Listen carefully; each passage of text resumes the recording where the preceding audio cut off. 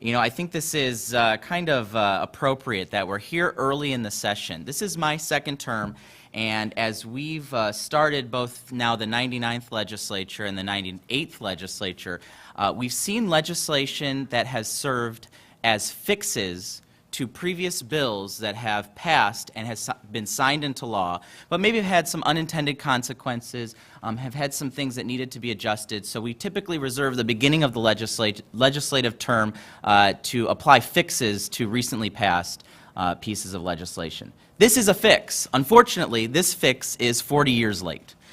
We are here today to expand the parameters of our current open records laws in state statute to the governor's office and the state legislature. Right now, under the current act, you can go into your mayor's office and go into City Hall, and if you have an issue with how something on the city level was implemented or applied or a decision was made at the last city council meeting, you can request all of the documents that occurred, that took place, that were created, that led to that decision that might have impacted your quality of life back home. You can't do that in the governor's office. You can't do that in our offices.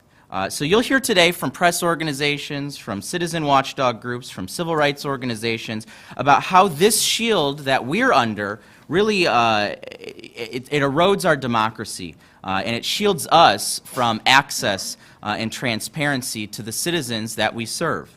I believe that this is a contributing factor as to why we are ranked dead last among 50 states in the state integrity investigation from the Center of Public Integrity. Now these bills, as I've said before, it won't get us a first place ranking overnight. We still have so many more things to do to increase the ethics and transparency laws in the state of Michigan, but this is a strong move to right this ship. So the package before you leads with House Bills 4148 and 4149, which have been introduced by Chairman Chatfield and myself respectively, and that simply expands the current parameters of FOIA to the governor's office and the lieutenant governor with a few exemptions that they had requested when we drafted this last year.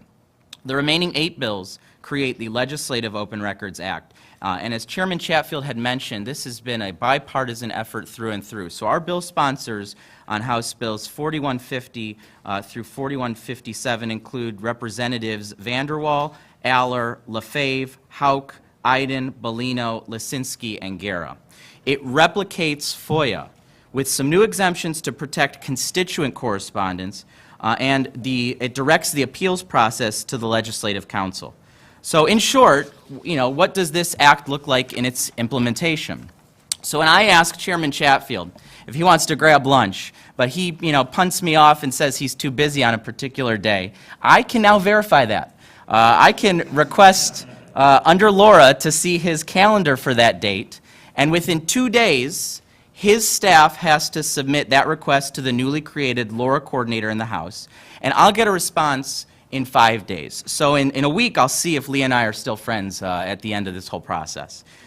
For items of probably much greater consequence, Laura and the FOIA expansion will be a tool for citizens and journalists to hold publicly elected officials accountable and shine a light on how the people's government operates.